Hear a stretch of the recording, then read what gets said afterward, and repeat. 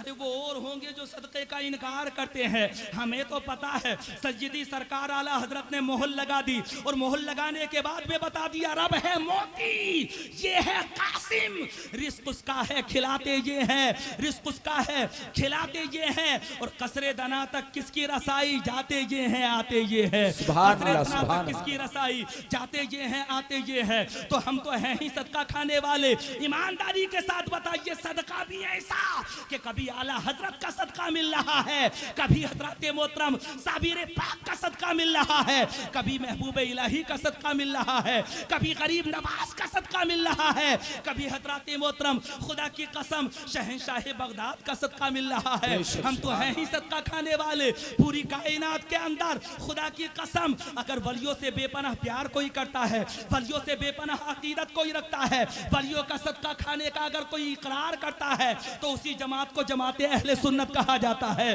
बात आगे बढ़ाओ, सुनो। हजरत मालिक बिन दीनार कभी माँ की प्यास को देख रहे हैं, कभी ठिठुरती हुई रात को देख रहे हैं, कभी रात का सन्नाटा है और कभी हजरत मोहतरम कस्बा पुरसी में गुजरती हुई रात है, कभी मुहीब सन्नाटे आवाज लगा रहे हैं ए मालिक बिन दीनार सो जाओ, और कभी हजरत मोहतरम माँ की प्यास कह रही है मालिक सोना मत, कहीं माँ बेदार ना हो जाए। अगर उसने पानी मांगा बेदार होने के बाद और बेटा मौजूद नहीं हुआ तो बताओ जुनैद बताओ मालिक बिन दीनार अल्लाह की बारगाह में जाकर के क्या जवाब दोगे? रात गुजरती रही और बेटा हजरत माँ के जागने का इंतजार करते करते हाथ के अंदर पानी का बर्तन पीतल का लेकर के हजरत मोहतरम हाथ पर एक जगह रख कर करके कदम जमाए हुए खड़ा रहा, न दाहिने पैर को हिलाया न बाएं पैर को हिलाया। जिस हाथ के अंदर पानी का बर्तन मौजूद था वो भी हाथ की हथेली पर रखा रहा, जमा रहा। माँ चेहरे पर माँ के नजर जमी रही, और जब माँ के चेहरे पर नजर जमी रही तो एक शायर ने नक्काशी अक्कासी की थी, कहा था माँ तो इतनी प्यारी होती है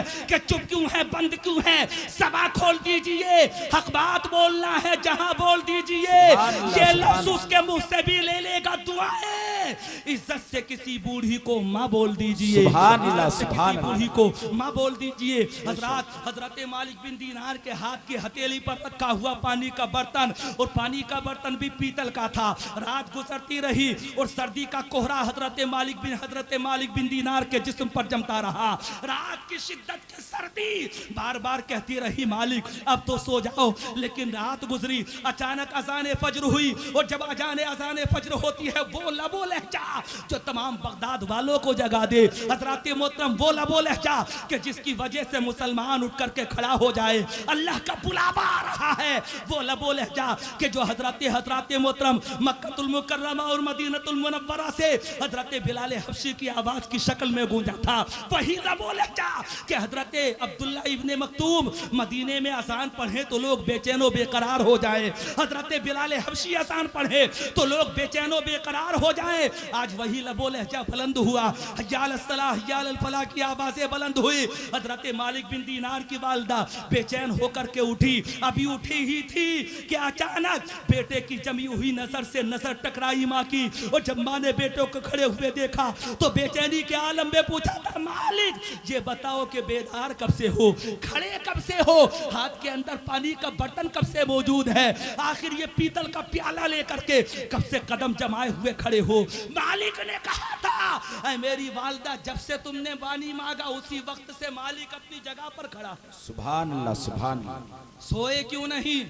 इसलिए नहीं सोया कि माँ हालत प्यास में सोई है, जाग गई बेदार हो गई पानी तलब करेगी।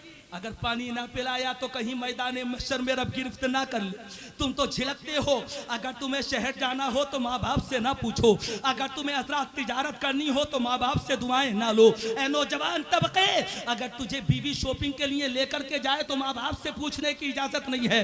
तू क्या करेगा पूछ करके? तेरा दिल कभी इजाजत देता है कि बूढ़े माँ और बूढ़ी माँ से पूछा जाए। लेकिन एक बात बताना चाहता हूँ, जिन्हें तू कम अकल समझता है ना, कम अकल ये सोचता है कि ये तिजारत में मशवरा क्या देंगे, ये सोचता है कि हजरात ये खेती खलियान के बारे में क्या बताएंगे, ये तसव्वुर करता है तू कि इनकी अकल तो कमजोर हो गई है, ये तो बूढ़े हुए ही हुए लेकिन इनकी अकल भी बूढ़ी हो गई। एक बात बताना चाहता कहता हूँ, बाप के पास अक्ल हो के ना हो, बाप के पास ताकत हो के ना हो, बाप के पास कुव्वत हो के ना हो, बाप के पास लियाकत हो के ना हो, लेकिन माँ बाप के पास एक इतना अजीम हथियार होता है कि जिससे बड़ा कोई दूसरा हथियार हो ही नहीं सकता। आप कहेंगे उस हथियार का नाम क्या है, ये तो बता दो। बताना चाहता हूँ, लोगों सुनो, उस हथियार को दुआ कहा जाता है, दुआ।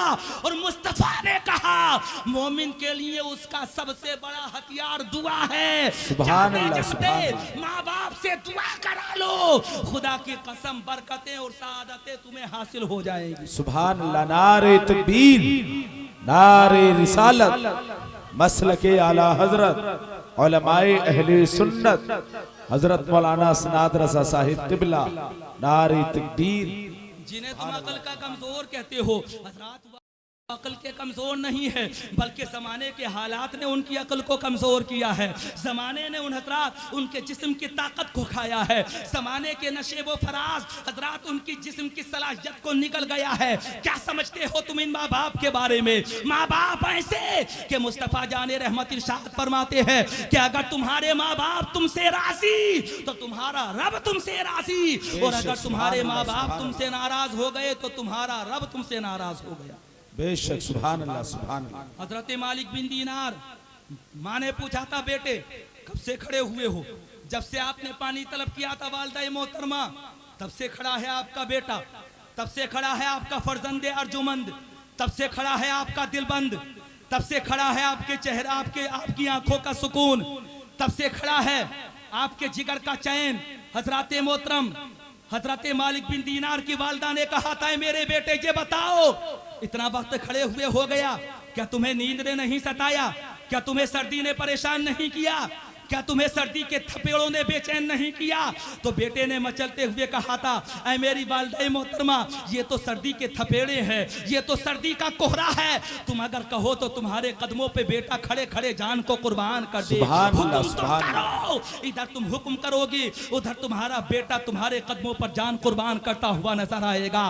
पानी के हजरात बर्तन को वालिदा ने प्यार के साथ हाथ से लगाया, लेकिन जैसे ही हाथ आगे बढ़ा करके पीतल के बर्तन को हाथ से पकड़ा तो हजरत मालिक बिन दीनार का हाथ भी पीतल के बर्तन के साथ चिपक चुका था, लग चुका था। रात हो गई थी, मुकम्मल खड़े खड़े हाथ के अंदर पानी लिए हुए, कुएं के निकला हुआ पानी था, बेपना ठंडा पानी था, सर्दी के थपेड़े आ रहे थे, जिस्म यख हो रहे थे, जिस्म सल हो रहे थे।